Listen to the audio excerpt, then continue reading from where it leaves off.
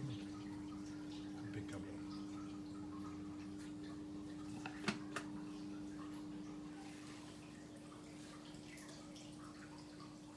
Bonsoir, eh bien, on est dimanche, donc j'ai fini d'installer tout l'ensemble détecteur et manifold. Donc j'ai bien installé, comme je vous l'avais dit, en extérieur, hein, parce que c'est vraiment invraisemblable de mettre un manifold en pression comme ça en permanence dans une maison, hein, bien sûr, puisqu'il n'y avait aucune raison de le mettre dehors. J'en ai un peu bavé, je vous avoue, au niveau de l'étanchéité, même après avoir fait des tests temporaires, ça fuyait pas et puis ça a commencé à fuir. Là, j'ai plus de problème apparemment, il est sous pression en amont.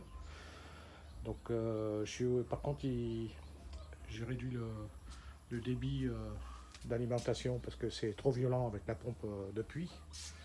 Donc là, le manifold est prêt avec les deux circuits en attente, avec une pression en amont. Le mano que vous voyez, c'est la mesure de la colonne d'eau en open flow, c'est-à-dire qu'en fait, en aval de l'électrovalve et de la programmateur, il y a le tube qui va à l'aquarium, mais qui remonte un peu. Donc ça veut dire, en fait, vous voyez, c'est le remplissage. Ici, c'est plein d'eau. Voilà. Donc ça mesure, effectivement, et il y a 200 grammes, à peu près 150-200 grammes de contre-pression d'eau. C'est pour ça que le manomètre, au début, j'ai tiqué pourquoi il ne descendait pas à zéro. Bon, ça c'est un fait. Donc les essais sont concluants.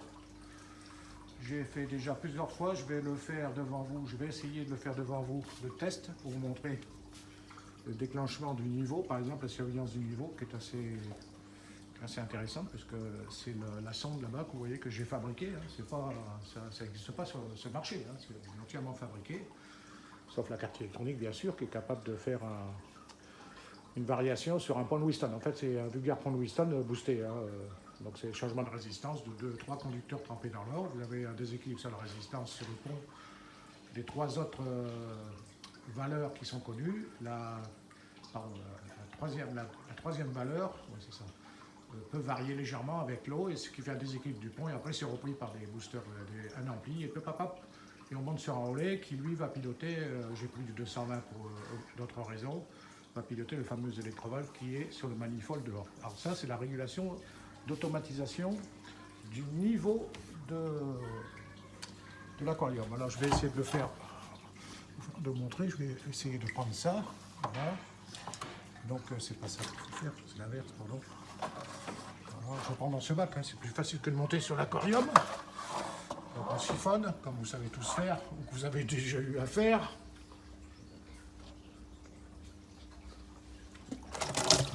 C'est parti. Ça siphonne tout seul. Et on va pouvoir voir la différence de détection. Fonctionne, oui, c'est ça. Du niveau qui est là-bas de la sonde. On va voir si donc ça descend, ça veut dire que il y a une descente de niveau général en haut de l'aquarium, bien sûr, mais bon, en bas ça revient au même, hein. Bon, je le fais là, c'est plus confortable que de l'autre côté. Et là, j'ai le manifold qui est en attente. Et normalement, l'électrovalve que vous voyez là, en laiton, avec le câble, va recevoir un ordre de la sonde, parce que le niveau est trop bas. Et c'est là où il y a le secret, puisqu'il faut voir quand la sonde va avoir le niveau non correct. Donc on va considérer que c'est le fameux niveau d'évaporation qui correspond à peu près, maintenant j'en suis sûr, à peu près, voilà, c'est parti. C'est très peu. Voilà.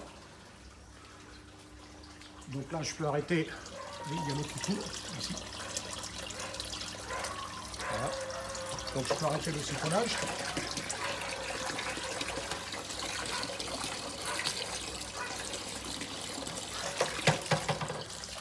Voilà.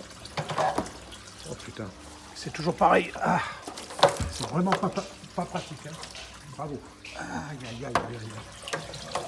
Voilà, c'est pas grave. Voilà. Voilà, donc ça se remplit. Donc on peut constater le niveau de perte. Donc en fait c'est le fameux niveau d'évaporation. Voilà, donc voilà, ça y est, c'est fini. Voilà, il s'est reconstitué. Je suis à ras du drain, hein. On va vérifier. Voilà, voilà, voilà. Voilà, voilà. Voilà, le drain, vous le voyez là-bas. Donc l'eau est juste à niveau, donc c'est impeccable. Donc même s'il y a un problème et que ça se bloque et ça demande toujours de l'eau, pas de problème, ça va au drain. Voilà. Ça, c'est le première automatisation.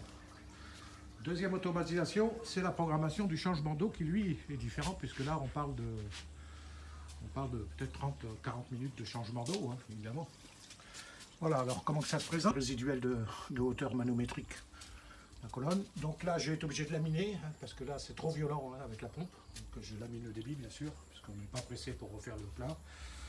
Bon, la réalisation du manifold, bon, c'est pas parfait, hein, vous avez bien compris que bon, c'est pas mon métier, la tuyauterie. Puis bon, les collages, c'est vraiment la merde. Bon, dès qu'on fait des manifolds, quand il s'agit d'un tube en ligne droite, tout le monde sait faire. Mais quand il s'agit de faire beaucoup de coudes comme ça, parce qu'il n'y a pas trop le choix pour compacter le manifold, évidemment. Le résultat, c'est pas le premier de la classe, Bernard. Hein. Non, je suis pas un réalisateur, hein, pas du tout. Hein. Je le sais, je suis très faible là-dedans. Ça ne me passionne pas vraiment, d'ailleurs.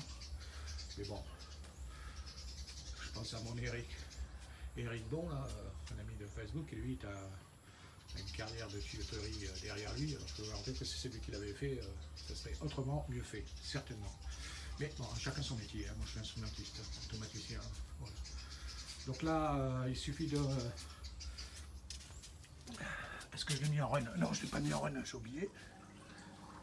Alors, on voit que le niveau est déjà très haut, hein. Vous voyez bien. Ok. Donc ce qui est important, c'est le débit maintenant qui va être proposé au changement, parce qu'il ne faut pas saturer l'aquarium, autrement on dégueule. Hein. Donc c'est pour ça que je vous ai parlé, enfin j'ai parlé à un moment donné de mettre un capteur ici, plus petit d'ailleurs, je vais le miniaturiser, pour faire une détection de sécurité d'overflow ici, pour fermer, hein, parce que là ça peut être critique. Voilà. Donc on attend un petit peu, la vidéo va être un peu longue. Voilà, cet aquarium, il est entièrement automatisé. Bon, j'ai obligé de vous parler bien sûr de la suite du projet, je suis dessus maintenant. Donc la fameuse pompe va être mise dehors, pompe à air. Et tant qu'à faire, comme j'ai deux pompes, celle-là est plus puissante. Hein. Il y en a une qui est au-dessus et qui fait du bruit. Vous l'entendez, hein. Alors, on s'y habitue, mais en fait, ça fait du bruit. Voilà. Donc, je vais les dualiser et mettre en service que celle qui est dehors. Et si un pépin sur la pompe de dehors, il suffit d'ouvrir une vanne pour prendre la pompe qui reste au-dessus. Il a été à mettre une vanne, c'est tout. C'est assez facile à réaliser, puisque j'ai deux pompes. Voilà. Alors évidemment, il y a aussi, je rajouterai aussi ici, en cas d'overflow ici, ça ne peut pas fermer l'eau d'arrivée. Par contre, ce que je vais faire, c'est mettre une petite pompe que j'ai déjà, j'en ai trois, hein, petite pompe, ça ne coûte pas cher. Mettre un tube et faire le bypass et envoyer ça au drain. Comme ça, avec une alarme, bien sûr.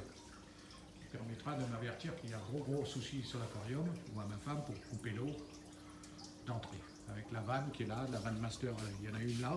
Voilà. Une à l'intérieur de la maison, ça nous évite de sortir s'il y a une urgence. Et évidemment, une vanne ici, j'en ai encore une troisième, mais bon, c'est la vanne générale d'arrivée ici. Voilà, donc il ne devrait pas tarder à... Oui, 48, il va déclencher à 48 normalement. Non, il a fini. Moi, je suis quand même assez content. Hein. Bon, ça m'a occupé quand même 2 jours. Hein. 2 jours pleins. Hein. Avec quelques petits arrêts sur Facebook, me décontracter. Voilà, donc vous voyez la sonde de niveau dit que tout est bon, bien sûr, il est haut, il est très haut au niveau. Et c'est pas grave, hein, elle peut, même si le niveau est haut, je peux envoyer de l'eau parce qu'il va aller au drain, hein, bien entendu.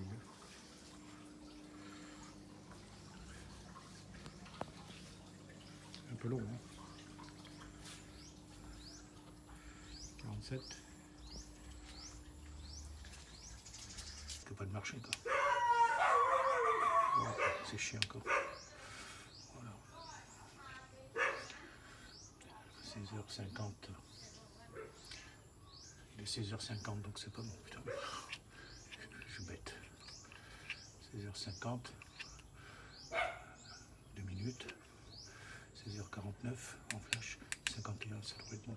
L'heure c'est 50, c'est ça, c'est bon. Qu'est-ce qu'il dit? Ouais, 16h50 et il déclenchera dans 1 minute. Voilà. Bon, pas de fuite sur le manifold, c'est toujours très bien.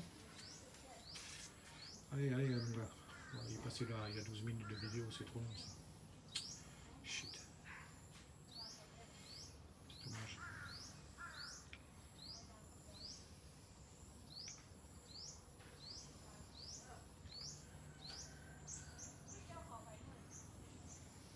Pas tarder. Voilà, c'est parti. Donc là, il y a l'eau qui coule. Ça sera rempli. Voilà. Donc là, il suffit que je mette 20, 30 ou 40 minutes, hein, ou 50 minutes, ce que je veux, quoi. Je pense qu'à peu près c'est 45 minutes environ.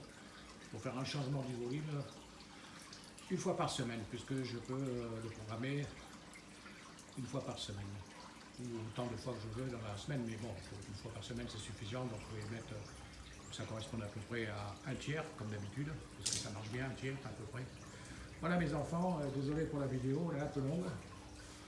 Voilà. Donc le projet, il est pratiquement terminé, ce qui va me permettre donc de monter sur ma moto, de me tirer pendant 3-4 jours, en ayant la certitude que ma femme n'aura pas de problème, donc je vais la traîner pour les bipasses, hein, bien sûr, les deux vannes.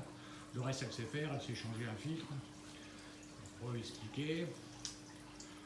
Évidemment, le diesel est là, hein, on est bien d'accord. Hein. Il n'y a plus d'électricité, tout ça, ça fonctionne. Hein. J'ai déjà essayé, bien sûr, ça ne consomme rien, là, même pas un ampère. Voilà. Voilà les bonnes nouvelles. Le seul regret que j'ai, c'est la beauté de mon manifold. C'est pas une réalisation merveilleuse. Voilà, j'ai quand même une fuite sur l'électrode, je le vois, il y a une route qui sort sur la partie aval. Ça m'embête un peu. Parce que là, c'est plus compliqué à réparer. Il n'y a pas de mur. Hein. Je vais réfléchir à ça. Et je vous rappelle, donc demain, je vais câbler la pompe. Facile, hein, c'est le tube, il y a déjà son trou qui est prêt. Hein. Et son câble électrique qui est là. Voilà. Allez mes amis, je vous laisse, il faut aimer les poissons, comme on dit. Donc, 4e projet terminé.